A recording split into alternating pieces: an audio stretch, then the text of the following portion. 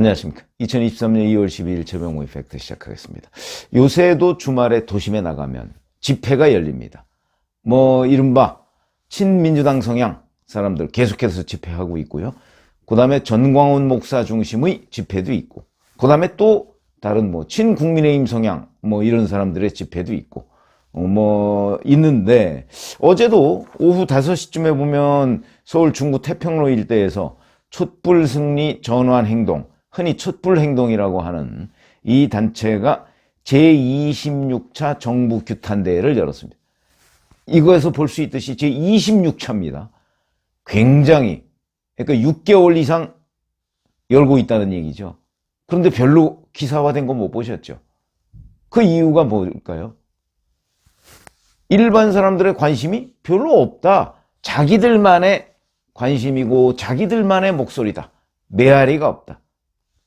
이렇게 보시면 되고, 자기들 추산으로 2,000명 모였다 얘기를 했는데, 글쎄요, 대략 한 5, 600명 수준, 이 정도 아닌가. 윤석열 퇴진, 김건희 특검, 법은 죽었다, 이런 손팻말을 들고 윤석열 퇴진하라, 이런 구호를 내걸고 있습니다. 여기에 이수진 민주당 의원 참석을 해서 검찰총장 출신이 대통령이 돼서 검찰권을 대한민국 전역에 남용하고 있다. 21세기에 유례 없이 검찰이 득세를 해서 검찰권을 남용해 민주주의가 얼마나 위협을 받고 있느냐, 이런 연설을 했습니다. 그러니까 민주당 의원들 중에서 개별적으로 이런 집회에 참석하기도 하죠. 얼마 전에는 김용민 의원이 참석해서 윤석열 퇴진, 이걸 공론화하기도 했었습니다.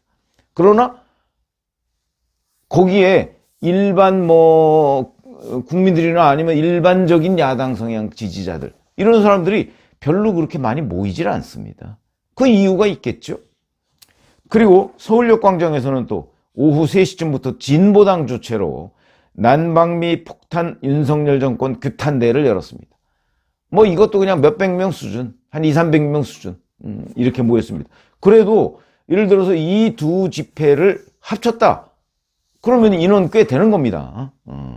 여기에서는 이제 거꾸로 가는 난방비 정책, 윤석열 정권 규탄한다, 난방비 폭탄 민생 파탄, 이런 손팻말을 들고 그렇게 했고요. 자, 일주일 전쯤이죠. 4일 민주당이 대규모 장애 집회를 열었습니다. 근데 처음에는 이재명 대표 등이 국회 안에서는 민생을 챙기고 국회 밖에서는 싸운다, 이런 투트랙 전략으로 방향을 정했다, 이렇게 얘기를 하고 4일 장애 집회를 대규모로 열기 위해서 각 지역위원회 말로 그 지역위원회별로 할당량을 그러니까 동원량이죠, 동원량을 주고 이랬다는데도 그렇게 많은 숫자가 모이진 않았습니다. 윤석열 정권 민생 파탄 검사 독재 규탄 국민보고대회 이런 이름으로 개최를 했는데, 그날 무대 앞쪽에 이렇게 모인 현역 의원만 102명입니다. 민주당 전체가 169명입니다. 102명이면 3분의 2 정도가 참석을 한 거죠. 대단히 많은 동원력이죠. 그러니까 얼마나 압박을 강하게 했으면 현역 의원들이 이렇게 많이 참석을 했을까. 아마 한 지역위원회에서 수백 명씩만 동원됐어도 그날 수만 명을 상회했을 겁니다. 근데 주최 측 추산은 30만 명이라고 주장을 하지만 실질적으로 경찰 추산은 2만 명이고, 그러면 한 지역구당 200명 정도. 그런데 아까 얘기했듯이 바로 촛불 행동이나 이런 류의 매주 집회를 하는 사람들도 상당 부분 모였을 거거든요. 그거 빼면 정말 초라한 장외 집회였다. 근데 이런 게 저희만 그렇게 평가하는 것이 아니고, 기자들만, 민주당 자체적으로도 문제가 됐다고 합니다. 내부 평가에서 이 장외 집회 실패했다, 이렇게 내부 평가가 나왔다는 거죠. 왜냐하면 우선 인원이 너무 적다.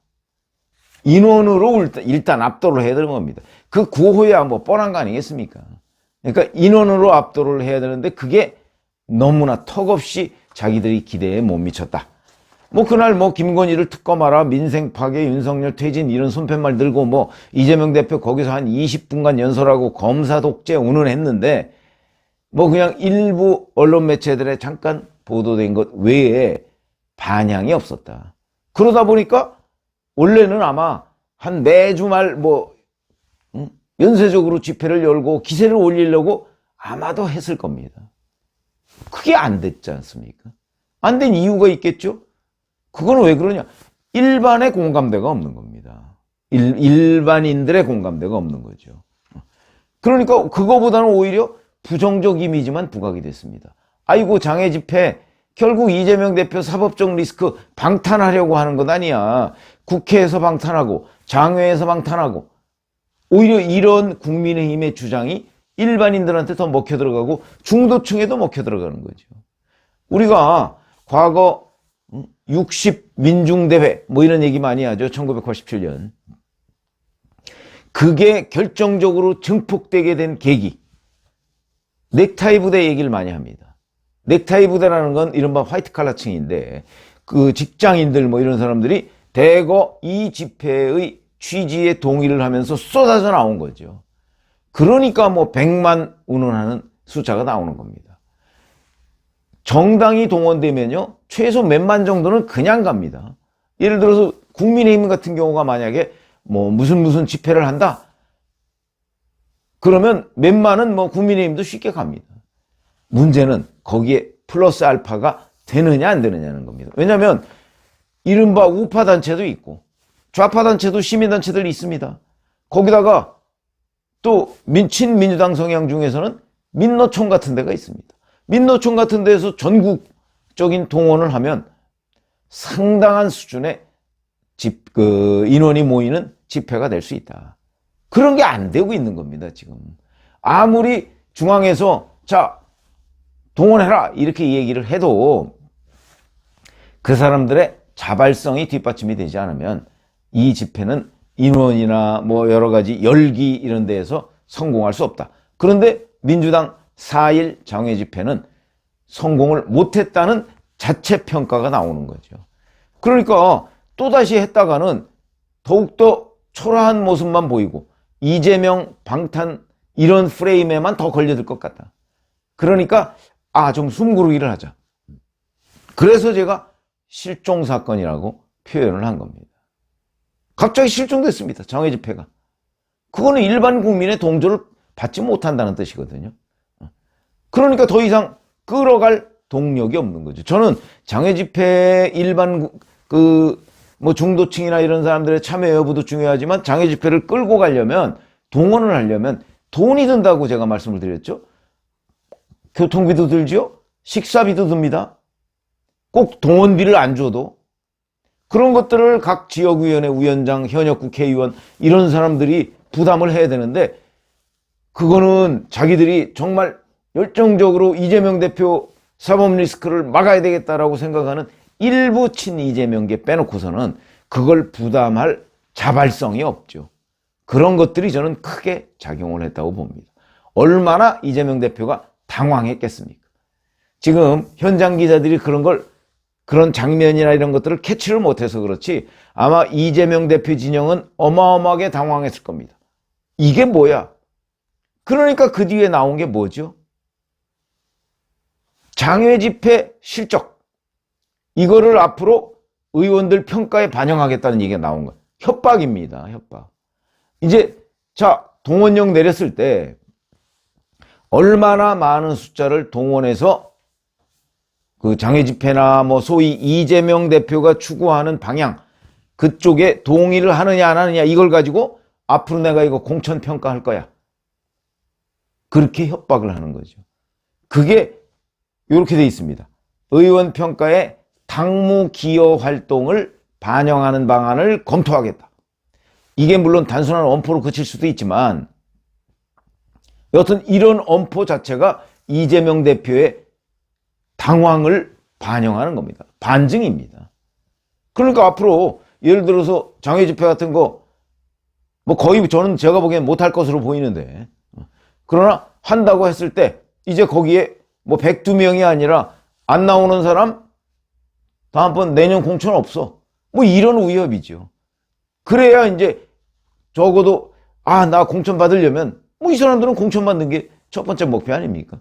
공천 받으려면 적어도 내가 기본은 해야 되겠다. 이런 생각들을 의원이나 아니면 지금 지역위원장들이 할 수밖에 없는 거죠. 과거에 김대중 총재가요, 1990년대 뭐 중후반 뭐 이 시점에 국정감사에서 얼마나 역할을 했느냐 하는 걸 공천에 반영하겠다고 선언을 한 적이 있습니다. 근데 그 기준이 애매하죠. 그러다 보니까 국정감사에서 각종 자료 같은 걸 모아서 언론에 이제 보도가 될 거 아닙니까? 그때 보도될 때 그 단수, 1단으로 보도됐느냐, 뭐 톱으로 보도가 됐느냐, 뭐 일면이냐, 뭐 사회면이냐, 뭐 이런 것들. 그거를 계산을 하겠다. 그러니까요. 뭐 지금 민주당 계열, 그 당시에 뭐 새정치국민의힘 민주당 뭐 이런 이름으로 이제 있었는데, 그때 의원들이 조선일보하고 친할 이유가 없지 않습니까? 87년, 8년 이때 조평 사태라고 조선일보하고 평민당하고 싸웠던 적이 있습니다. 그런데도 조선일보에다가도 청탁을 합니다. 내 거 좀 크게 써달라. 물론 기본적으로는 기사가 돼야 되죠. 그런데 내 거 좀 크게 써달라. 왜냐하면 공천에 반영이 되니까. 공천이라는 건 그렇게 무서운 겁니다. 그러니까 지금 이재명 대표가 당내 현역 의원과 지역위원장들을 상대로 바로 그런 위협을 가하고 있는 겁니다. 아마 이런 상태에서 다음번 장외 집회를 하면 지금보다는 조금 더 많이 동원을 할 겁니다. 그러나 장외 집회의 기본은 이런 의원들의 또는 지역위원회의 동원도 중요하지만 자발성이 중요합니다. 만약에 많은 중도층, 민주당 성향이 아니라도 이런 사람들이 야, 이재명 대표에 대한 지금 검찰 수사 너무 과해. 이렇게 하면 안 되지. 이건 보복이야, 탄압이야 라고 생각을 한다면 이 사람들이 자발적으로 윤석열 정부 검찰을 규탄하러 밖으로 쏟아져 나옵니다. 그런 사람은 없지 않습니까, 지금. 그래서 민주당에서는 장외 집회를 한 번 하고 실종돼 버렸습니다. 언제 다시 할지. 물론 지금 다시 하는데 동원력을 높이기 위해서 뭐 이걸 동원성을 그 의원 평가에 반영하겠다 뭐 이런 식으로 위협을 가하고 있지만 기본적으로는 이재명 대표의 방탄 프레임에 많은 사람들이 동의하기 전에는 쉽지가 않다. 그리고 민주당 차원에서 아무리 노력을 해도 중도층이 합류를 하지 않으면 상황은 크게 달라지지 않는다.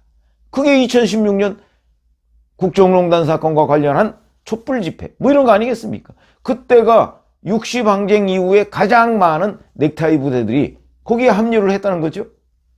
그러니까 이게 몇십만, 백만 이런 얘기가 되는 겁니다. 그런 점에서 본다면 민주당의 장외 집회 실종이 다시 부활하기까지 굉장한 어려움이 있을 것이다. 그건 왜? 이재명 대표가 주장하는 바가 국민적 공감을 받지 못하고 있기 때문에 이렇게 평가를 할 수가 있겠습니다. 고맙습니다.